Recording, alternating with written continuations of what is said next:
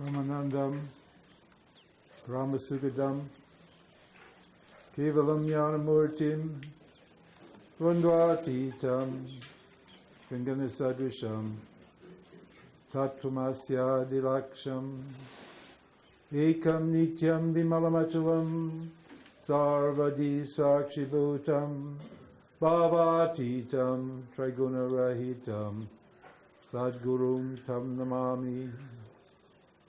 Narayanam Padmabhavam Vashishtam Shaktim Chatat Putra Parasarancha Vyasam Sukham Gaudapadam Mahantam Govinda Yogendra Matashishisham Sri Shankaracharya Matasya Padma Padam Chastamalakanchashisham Tam Totikam Bhartika Karamanyan Asmad Gurum Shantatamana-toshni Vishwam Darpana Drishyamani Tulyam Nijantargatam Pasyan Atmani Mayaya Vaihurivod Bhutam Yata Nidraya Yasakshat Kurute Prabodha Samaye Swadmanameva Dvayam Tasmai Sri Gurumurtaye Namaidam Sri Dakshinamurtaye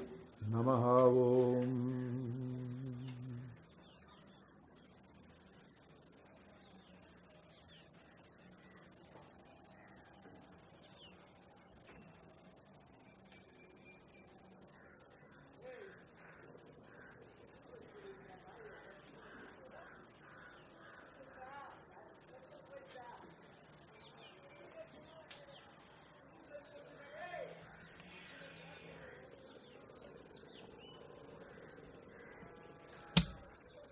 Keep your attention on the silence.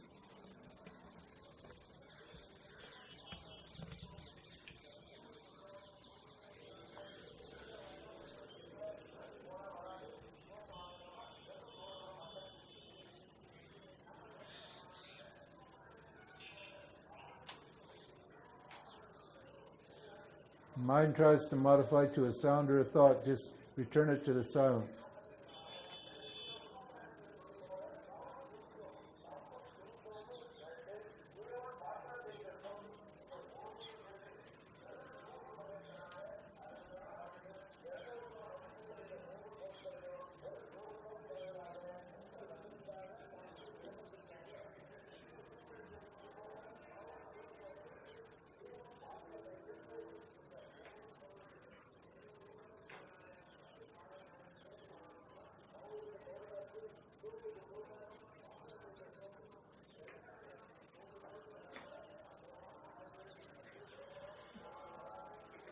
Does the sound displace the silence?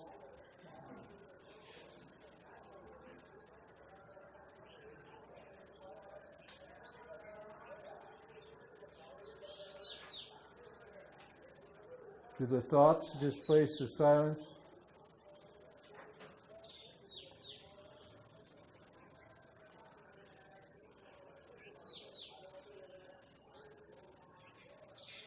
Silence and sound, silence and thoughts coexist.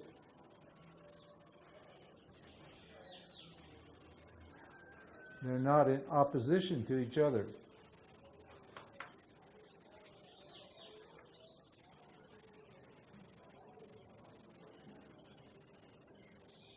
With reference to the experience of silence, the silence is satya, and the sounds and the thoughts are nitya.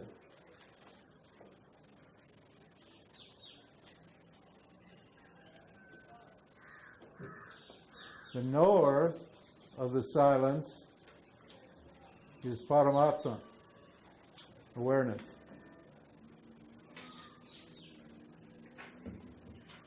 The silence is the experience of the reflection of awareness in a mind that's predominantly sattvic. The group mind is sattvic, and the silence is, and the awareness is reflecting in it, and you're experiencing what? Peace, bliss,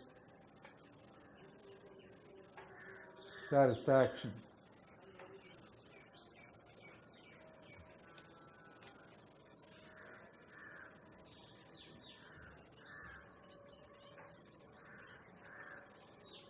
Holding your attention on the silence is called meditation.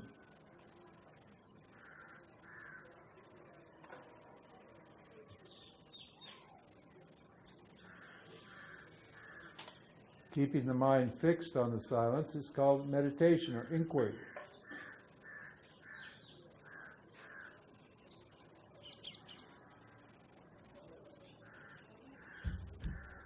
Discriminating the silence from the objects, from the knower of the objects, is called inquiry.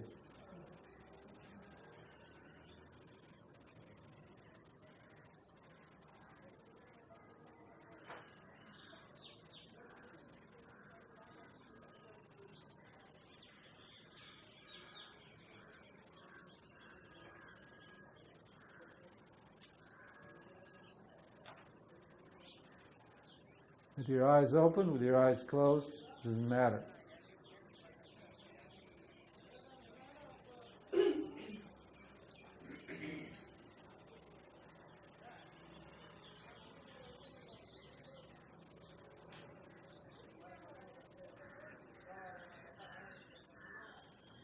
Sarashiva Samarambam Shankaracharya Madhyamam Asmadacharya Paryantam Vande Guru Paramparam Ishwaro Guratmeti Murti Beda Vibhagine Vyomavad Vyapta Dehaya Dakshinamurtaye Namaha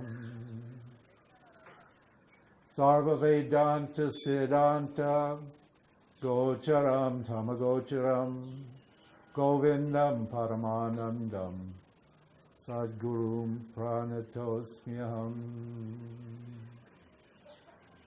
Om.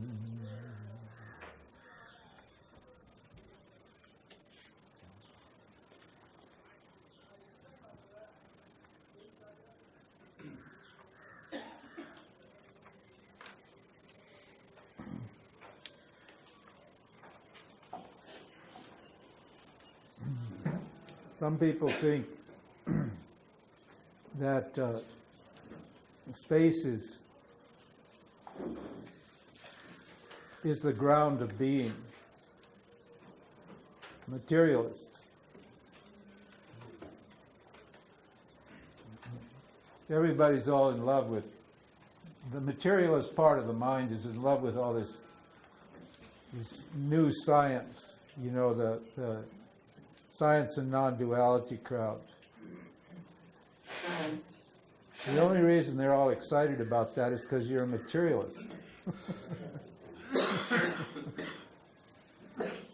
They think that the materialists, the scientists are materialists, and they believe that consciousness is a product of matter.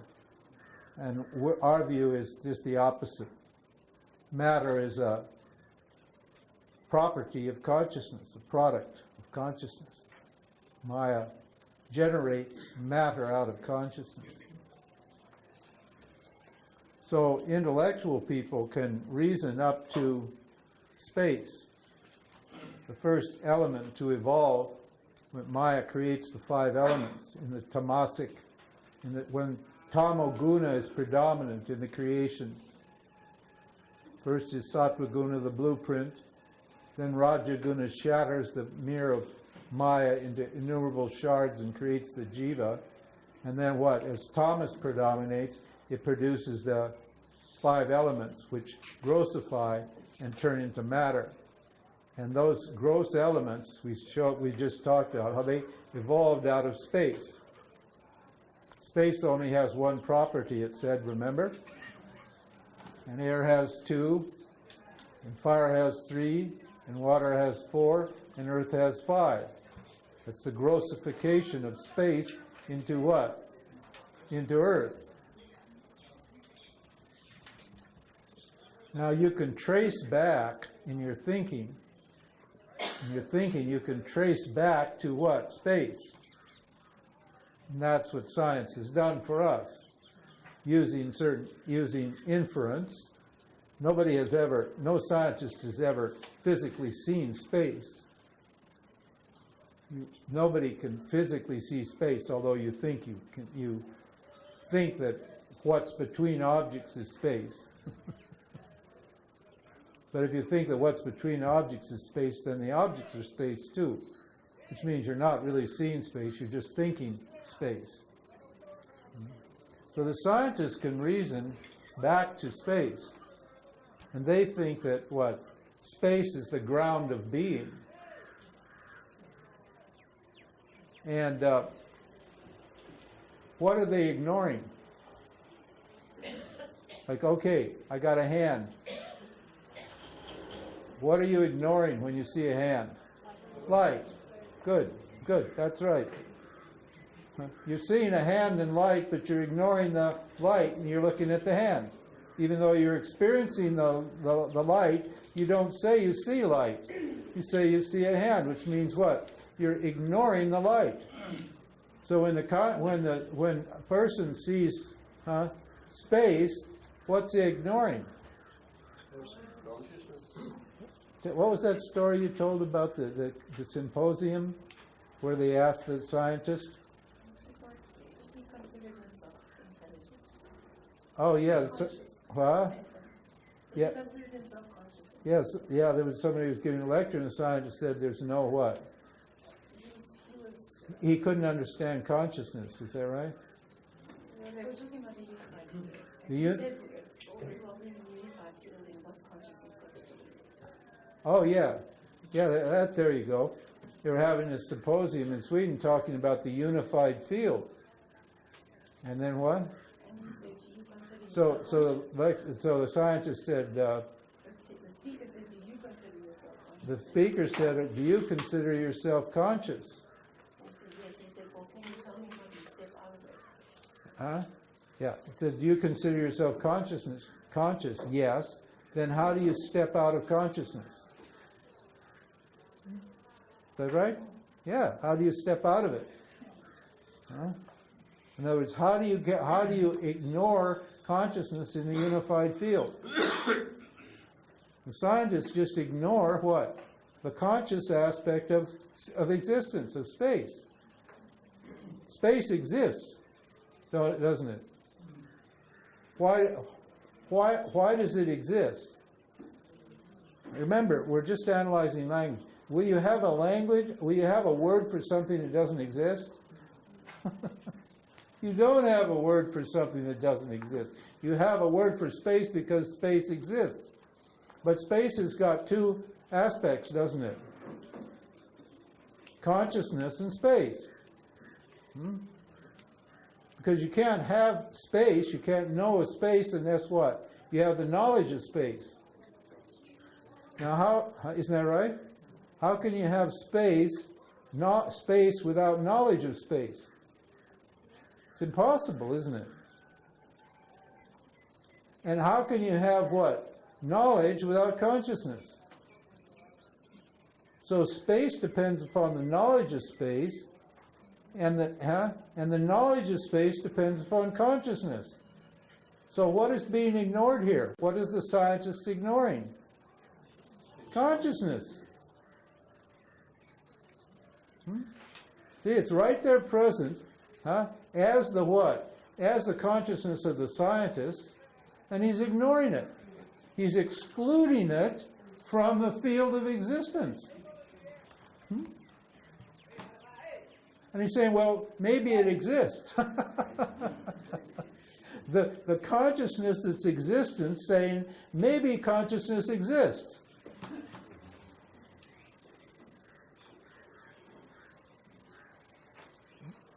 Now, it says, and that's what he says here. Only four, because it talks about the self.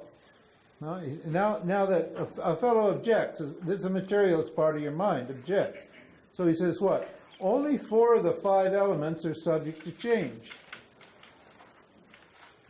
What are those 4? Air, fire, water, and earth. He's saying space doesn't change. Right. Out of space, the 4 elements are present in the form of elementary particles. You see the scientific theory here? You see? They're called paramanus. This is your quantum physics. These guys have taken care of the quantum physics like, well, obviously, couple of 2,000 or 3,000 years before this was written. This was written in the 14th century. But they're already dismissing the elementary particles, the quantum physics, right here in this mantra. So he says, this is his idea. Out of space, out of the 4 elements that are present in space, in the form of elementary particles, which combine to make the gross elements. So he said, that's the scientific theory. We don't really have an objection with that. In fact, we knew that before they realized that. Okay? Okay, so he says, I am able to visualize the destruction of everything, right? Because in the cloud chambers, what happens to the elementary particles? The cloud chambers is what? A representation of space. It's a way to what? To see space. You create a cloud of gas, and then what? And then you have instruments that can measure the trail, the karma of the particles as they appear and disappear in the chamber. So this cloud is a symbol or a representation of space. So they know that particles are coming into and going out of space, right? So they think it's the ground of being. Well, it's the ground of what they consider being. It's the ground of matter. And we agree with them. It's the ground of matter. But where's the matter coming from? The matter is coming from Thomas, from the Tamasic aspect. And what is Maya, where is Maya getting the matter from? Where is Maya requisitioning the matter from? Is the matter coming from a parallel universe? Is God like zipping over to another universe? Because it says in the very beginning there's only consciousness, right? So how do we get matter? Is Maya or God, Maya's God, we'll just call it God. God is like got to go to another universe to get the matter and import it here so that it can start the material creation? But that's not possible. Why? Because there's no other, existence from which to import the matter, is there?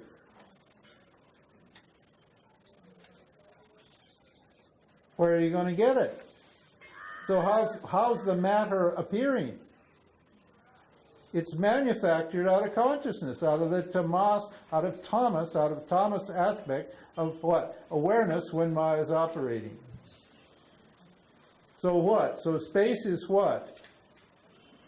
Consciousness, awareness, consciousness/awareness, appearing as matter, as space. You can see the similarity between space and consciousness, can't you? It's a very logical leap, isn't it? Because consciousness is formless and nameless. It has no shape, It's present everywhere. And space seems to be, it has no form, it has no shape. Well, actually, it does have a shape. It's kind of elliptical, they've discovered. But from a perceptive point of view, it has no shape. From a perception state of mind, it has no shape and no form. And therefore, what is it capable of? Of assuming a form and a shape. It's very similar to the mind.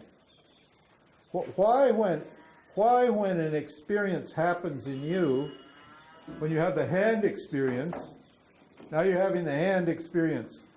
Now you have the book experience. Now why is it that you can have the hand experience in 1 second and the book experience in another second, and the book experience, the hand experience doesn't, or the book experience doesn't interfere with the hand experience. Why is that? Huh? Well, no, because, I have the hand experience. Now I have the book experience.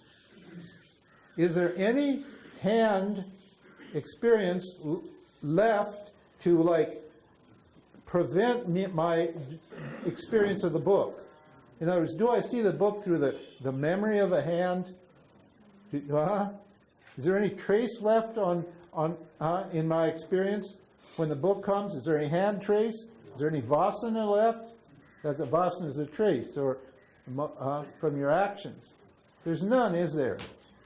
Why is that? Huh? It's not limited. Yeah, that's right. She said it's not limited by objects. It doesn't what?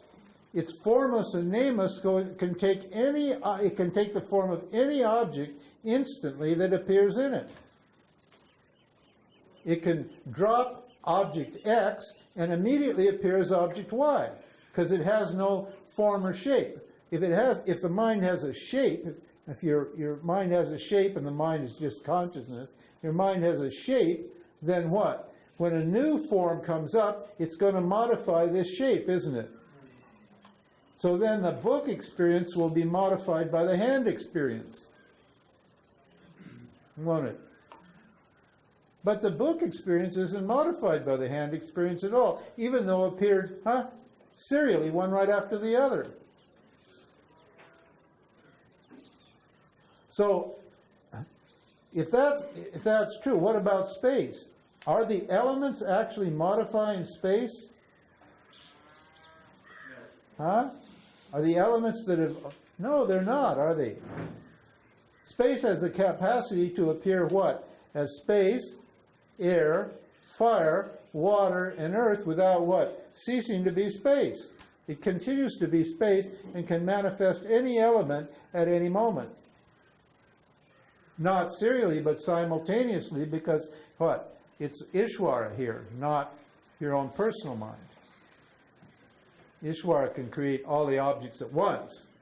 Our minds can only create one object at a time. That's why we're limited. Our jiva's mind can only create one object at a time. But the object, the preceding object doesn't what? Condition the succeeding object. And Ishvara projects all the objects at once, not in a serial fashion. Although we're having to, in order to explain this projection, we have to unfold it in a time sequence for understanding.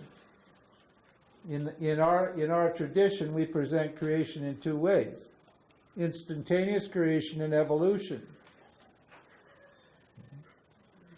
Now, scientists think that what?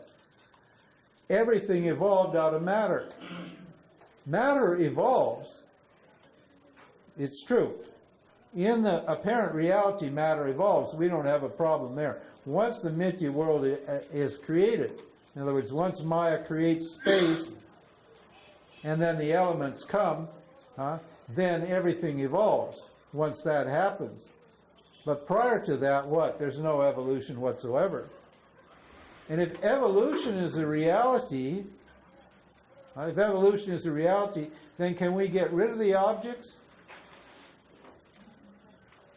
How are you going to get rid of the objects if they're real? And we're saying that you can destroy the creation, you can negate the creation, you can get rid of the creation in a peculiar way. That's called inquiry. And what does inquiry do? It investigates the nature of the objects to find the source of the object, the cause of the object. Understand? What we do is, okay, how am I going to get rid of this shirt? This is a shirt. Now, How do I get rid of the shirt? Do I physically remove the shirt and throw it off? Good. I can get rid of the shirt without taking it off, can't I? How do I do that? Huh? You want me to do it? Yeah, you want me to do it? I've got magic now. I'm going to do magic for you, okay? Everybody ready? I just see it as cotton. Now I'm wearing cotton. Where's my shirt? Where's my shirt? It's only a shirt when you don't take cotton into account, isn't it? Space is only space when you don't take consciousness into account, isn't it?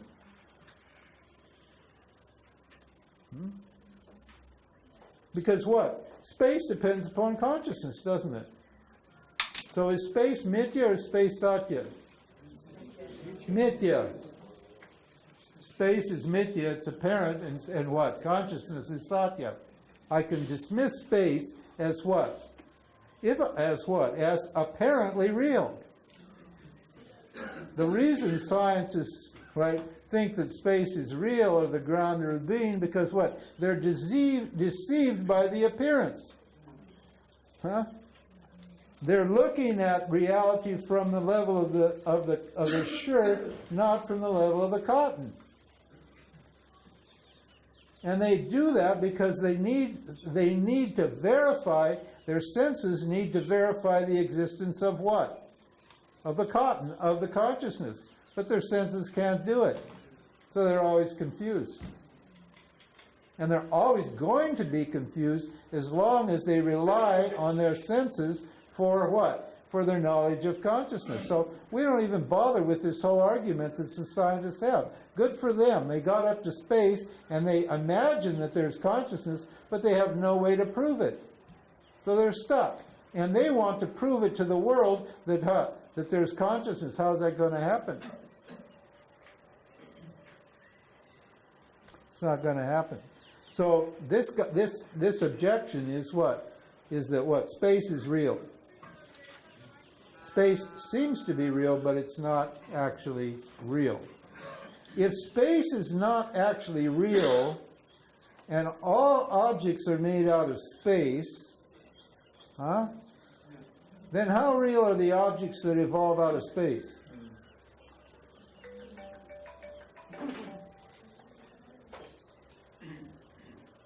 That was clever. How real are the objects that evolve out of space? Not too real. Seemingly real. Not real enough. But won't a scientist say that this chair is real? Why will he say it's real? Only because his senses perceive it. When what is the chair? Consciousness appearing as a chair. In the form of what? The existence aspect of the chair. That's the whole teaching here. That's the whole teaching in the second chapter. We've already established the existence of consciousness. Now we have to establish that what? That consciousness it appears as the existence of material objects. That's the purpose of the second chapter. So he's going into this in some detail. The objector says, I'm able to visualize the destruction of everything except space. So this leaves duality, space, and existence. How can space be destroyed because it is eternal? And Vidyaranya says, how do you know it's eternal? Just because you're born into space does not mean it's eternal. With reference to your lifespan, it seems to be eternal, doesn't it? Because space was here, the world was here before you came, and you know the world's going to be after you came. But that doesn't prove that space is eternal, does it? So he said, Scripture says that space is the product of Maya. We just explained that, how that works. Science also confirms this view. If it is created, it can be destroyed. What you call space is what? Just consciousness appearing as a thought object, i.e. the word space.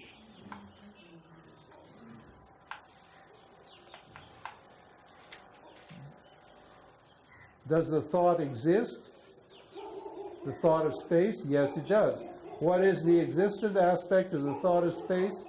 Consciousness. Why? Because all thoughts are made out of consciousness. So consciousness is the cause of the thought, and the effect can't be different from the cause. So what? The thought is just consciousness appearing as what? The thought of space, which doesn't refer to space, an object out there. It refers only to yourself.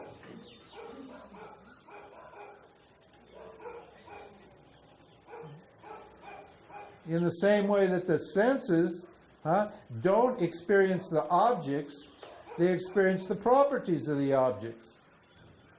But it looks like you're experiencing a table, because you say, I'm experiencing a table, I'm hearing a sound, I'm smelling a smell. That fish stinks. Does the fish stink? The fish doesn't stink. The fish emits one property called smell. There's plenty of other things that fish do. It's slimy. The sliminess doesn't stink, does it? If your nose doesn't work, will you say a fish stinks? But your touches work, but your hands work, you'll say the fish is slimy. Is the fish slimy or is the fish stinky? And if you take away all the properties of the fish, if you grasp it, what? It wiggles. So now you say what? The fish wiggles. Is wiggliness belong to the fish?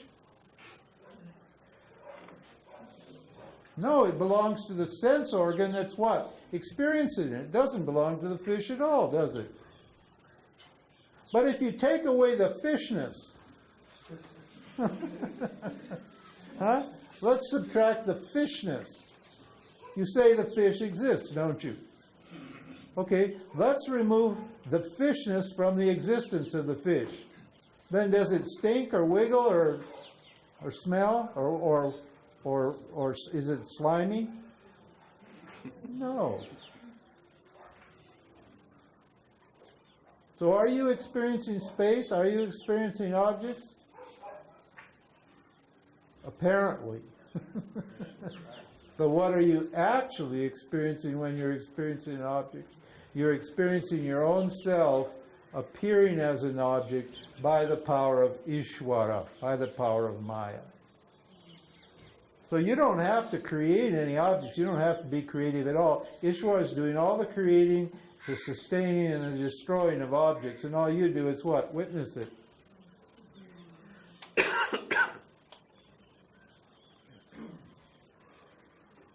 Objector. I can visualize space because it's visible. But you cannot, he thinks it's visible. He's actually inferring it. But he thinks it's visible. He says, but you cannot visualize pure existence because it's invisible. Vidyaranya says, how can your eyes experience space? They can only experience light and darkness, right? Because what were the properties of fire?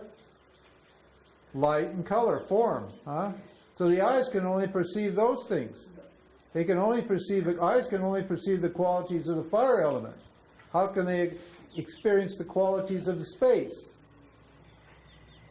Because space is prior to the what? Space is prior to the fire element, and the eyes are grosser, so how are the gross eyes going to see the space? How's that going to happen?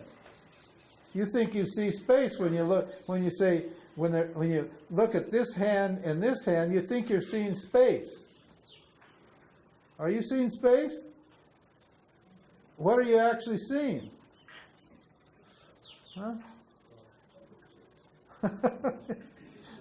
What are you actually? You're experiencing the color of this object, You experience the location of this object and the location of this object, but you're not seeing space at all. You're seeing yourself projected as what? Space. I told you this is a tough text.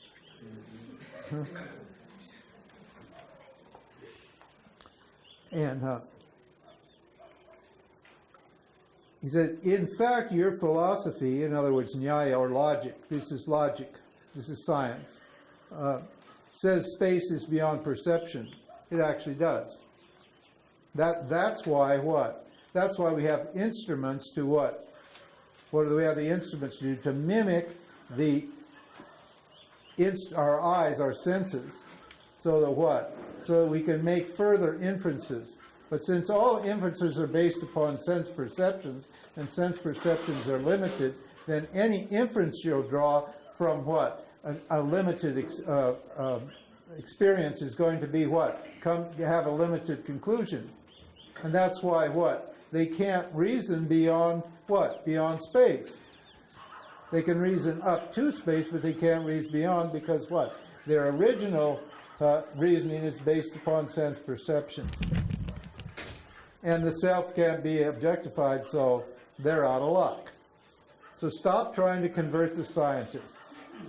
Okay? I actually had an opportunity to talk to Stephen Hawking one time. I couldn't do it because I didn't have a coat and a tie. And I was too cheap to buy one. A friend of mine happened to belong to the same college that Stephen does. And every month, all the fellows of that college get together and they have a dinner. It's a coat and tie affair. Because these are all, the great and the good. The cream of the crop, all the smart guys and the upper class guys. And so, and my friend, he got spiritualized, and he knew Stephen, and he liked what I was teaching him. So he said, well, I'd like you to come and talk to Stephen Hawking. Well, I knew it would be a total bust, but I thought I'd go just for the hell of it. And so I said, okay, I'll go. He said, well, you have to wear a coat and a tie. And I didn't have a coat and a tie, and I didn't have the money to buy one, so I couldn't go to the meeting. But all I would have got was the fun of hanging out with a bunch of really snooty, intelligent, intellectual scientists, and eating a good roast beef dinner and drinking some wine. I would not have been able to convince Stephen that what? About the nature of consciousness, and what he was actually seeing was consciousness here. Why? Because his whole means of knowledge, all of his logic and reasoning is based upon his senses. They don't accept the Vedas. I just accept the Vedas as my means of knowledge. It's the Vedas that are talking here. It's not that I'm a genius. Far from it. I'm just a regular guy. I just accept the Vedas as a means of knowledge. So if you accept that, then it's easy to understand. Relatively easy to understand. If you apply your mind to it, I've applied my mind to it for almost 50 years, 45 years. So I think I understand this pretty well. But, because our means of knowledge is what? Vedas. Vedanta. So, and he says, oh my God. Now during silence, okay, that's the reason I had that little meditation for us. It says, during silence, we do not experience pure existence. We experience nothingness. Was that your experience of silence? No. That was a positive, powerful presence, wasn't it? Huh? That's why you're not wiggling and moving. That's anandam. That's why you're sitting still and enjoying. Why? Because there's a powerful, positive presence. It's so powerful, you don't feel like moving around and doing things, do you? Huh? It's not nothingness. See? What are you experiencing? You're experiencing awareness reflecting in a mind that's still. And that what? Is unconditioned by the what? The sounds, i.e. the material. Because where are the sounds coming from? What's the property of sound?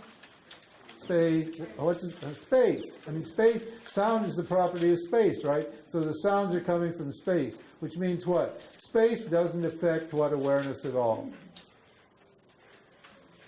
If it doesn't, if the sound don't affect the awareness, then the space doesn't affect awareness, because sound and space are in the mithya dimension. They're in the same order of reality, aren't they?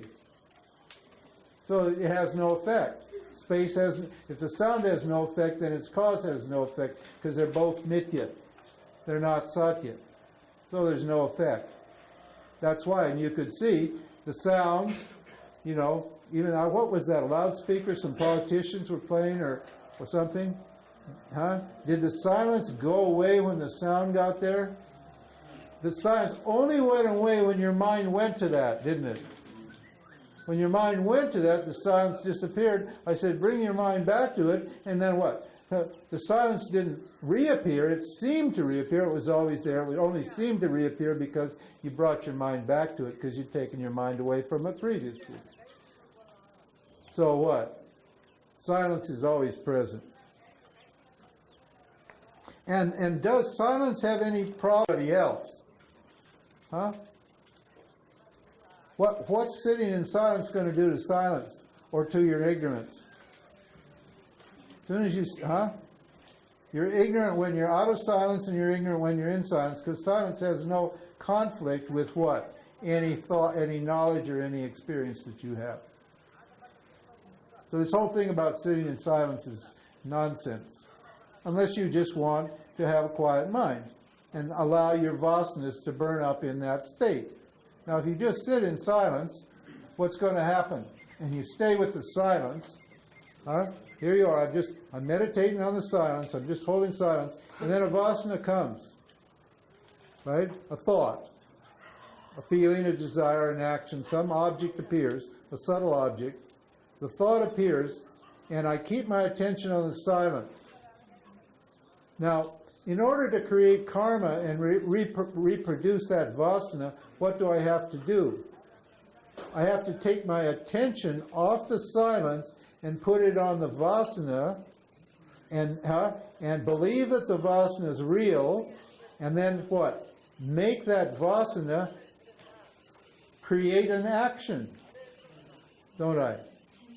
If I cause that vasana to create an action by putting my attention to it, what am I going to get?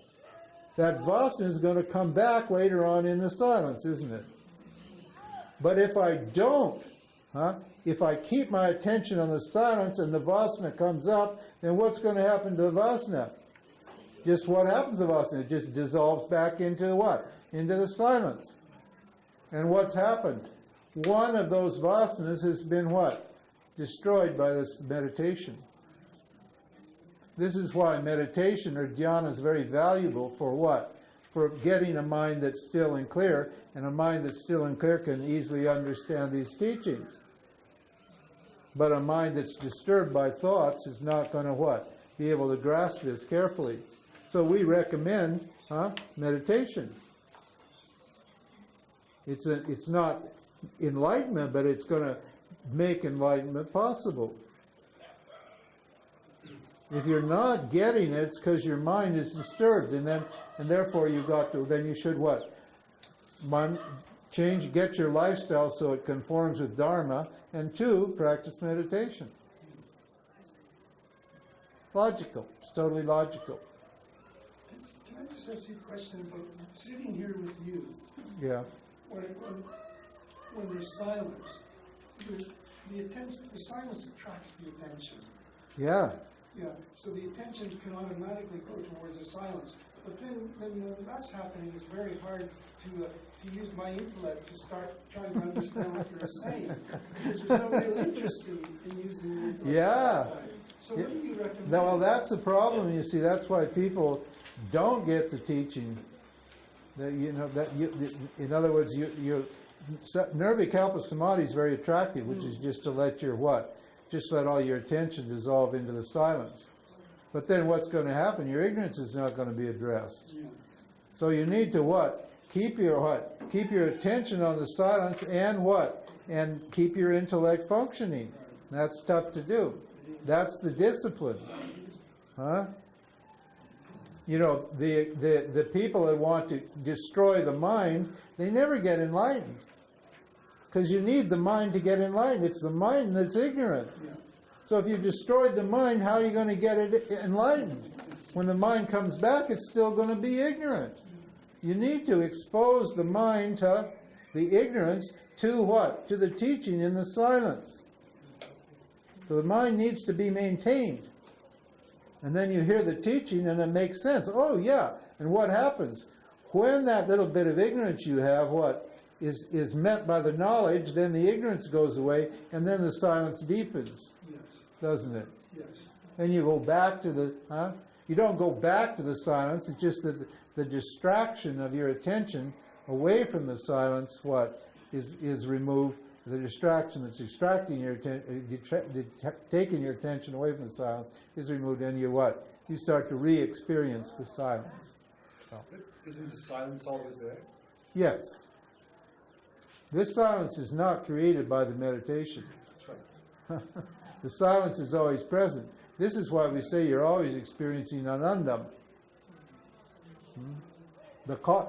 All these bodies are always present. They're not present serially. They're always all present in awareness. They're just in different layers of the one reality. So when you're at this layer, you're also experiencing silence, but because your attention's at this layer, you're not appreciating the silence. So by the teaching, we dissolve your doubt, and then you get to experience the bliss. And then you should try to keep your mind active here and experience the bliss at the same, if you want to experience the bliss. Or just forget about the bliss. Stay fixed on the teaching. Because the bliss is always available anyway, but the teaching may not be available when you have the doubt. The beauty of Vedanta is we create the doubts for you, and then we what? Remove them. You have all these doubts anyway because it's just ignorance. So we just bring them up and then destroy them. And it's no problem because you already have that ignorance with you. You just don't have the means to destroy it because you're unable to use the logic, of the scripture. If you study the scripture, the logic of the scripture will become yours, and you can take care of the silence. I don't have any unique thoughts or any unique practices at all. I just think like a Vedanta computer. It's easier. It's easier than me being me and trying to work all this stuff out. Because who am I? I don't know anything. I'm just a regular guy. How am I going to do this? On the basis of, I've been here and there and done this and that, but that's not going to give me the logic that's going to destroy this thing. So one day I realized, oh yeah, why should I try to figure this out? They already figured it out. I'll just become a Vedanta clone. I'll just become a Vedanta computer. And I'll just program my mind to think like this. And once it gets programmed, once the Satya Mithya Vasana is solid, then what? By default, my ignorance will go. Right? So then I don't have to do any work anymore. In the beginning, I have to do some work to get the program written here in the unconscious. But once the Satya Mithya Vasana is established in the unconscious, then it becomes the default program, and immediately whenever a thought comes up, it just rises up to the thought and knocks it down, and what? I sit here enjoying my bliss. But you got to do the work. You got to establish the Satya Mithya Vasana. When that becomes hard and fast, then your knowledge is complete. And there's no more effort to discriminate. Until it's established, you have to keep putting forth the effort. You have to keep discriminating until that vasana becomes hard and fast, and then you're off the hook. It just becomes just like any habit, just like any addiction, obsession, compulsion. It's exactly the same. We're obsessive. Us jnanis are totally obsessive. We're totally addicted. We're totally compelled. We have no power of our own. We got such strong vasanas that all we do is just discriminate Satya and Mithya all day long, and we enjoy the silence while we're doing it.